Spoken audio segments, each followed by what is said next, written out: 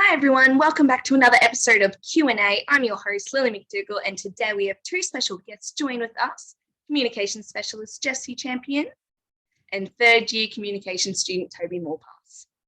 We're here to discuss and analyse the influence that the cultivation theory have on the past through to present society. Now, Tobey, cultivation is a socio-cultural theory regarding the role in shaping viewers' perceptions, beliefs, attitudes. Can you give us some background on the theory?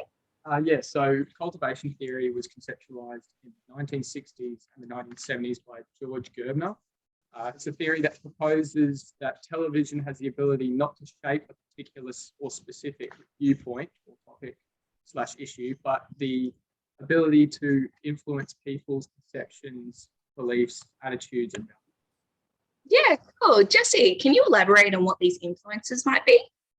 Absolutely. So such influences can be found not only in news and other informative programs, but also through entertainment sources, such as TV drama films, different TV series, and this may leave a cultural impact stronger than that of the informative television channels.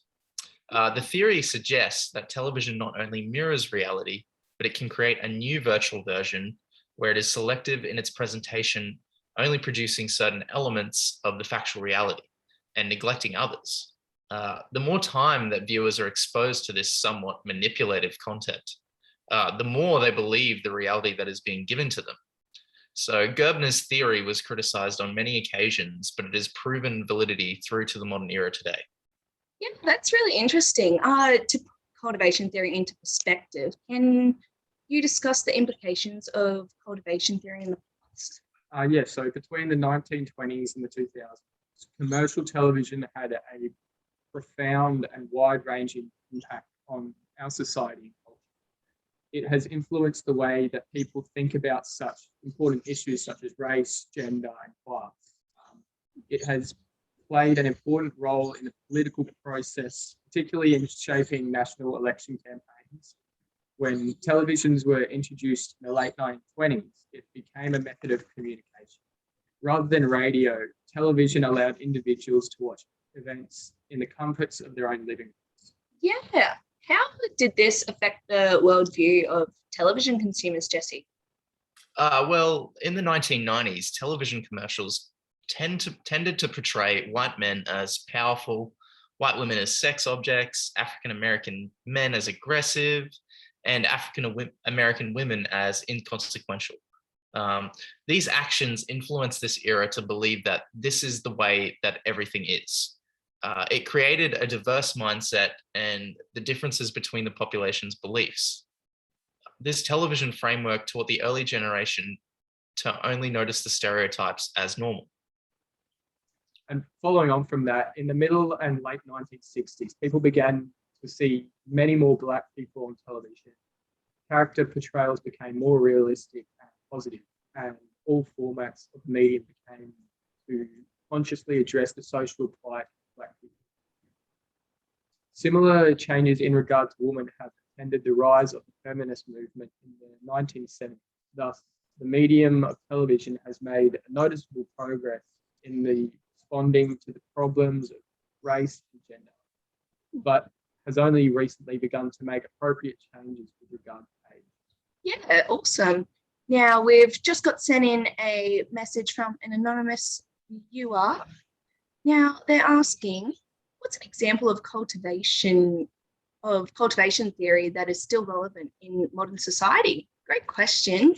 Jessie, do you have any thoughts to that question? Absolutely. So cultivation theory has changed dramatically from what we've seen and known in the past. Being that cultivation theory is when the media can alter the perceptions of a viewer's reality, the content of the media must leave strong impact on its viewers. One example of strong content is violence. Violence in the media can be portrayed through film, television, music, and video games. When viewers watch a great deal of violence through the media, it can cause them to be fearful of their surroundings and become paranoid of crime and victimization that is happening around them, otherwise known as the mean world syndrome.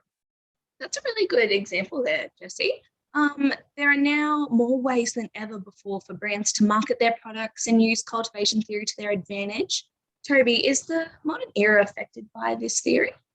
Yeah, so cultivation theory can be used in a number of different ways. Television has the ability to stabilize and homogenize views within society.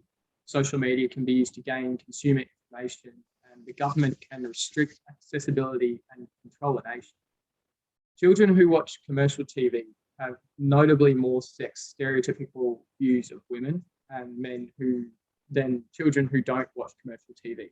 Such programs as Bob the Builder, The Nanny, and the majority of princess movies that have shown females as the damsels in distress. Yeah, nice. Just adding to that, Toby, how many people use social media every day? I Probably know just about everyone.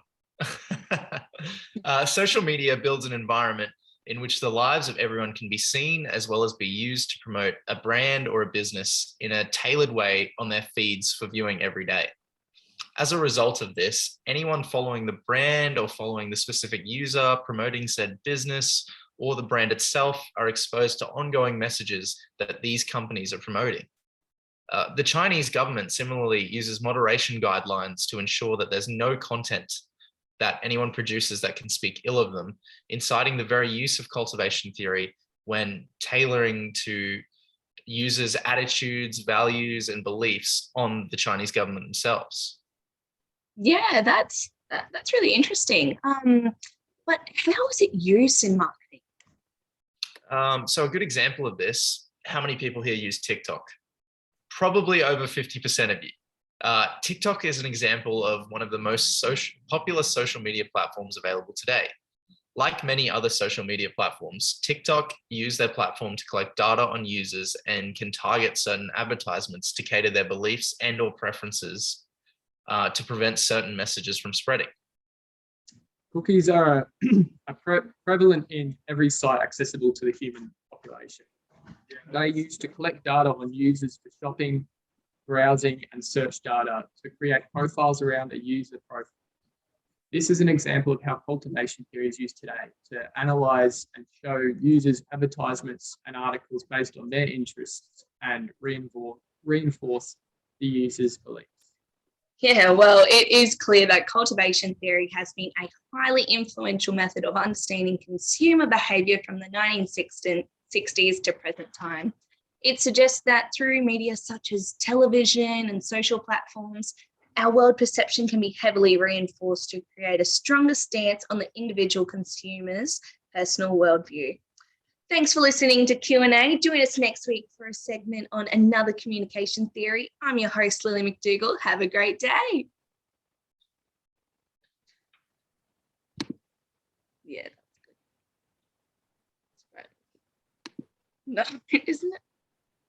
Can you stop it?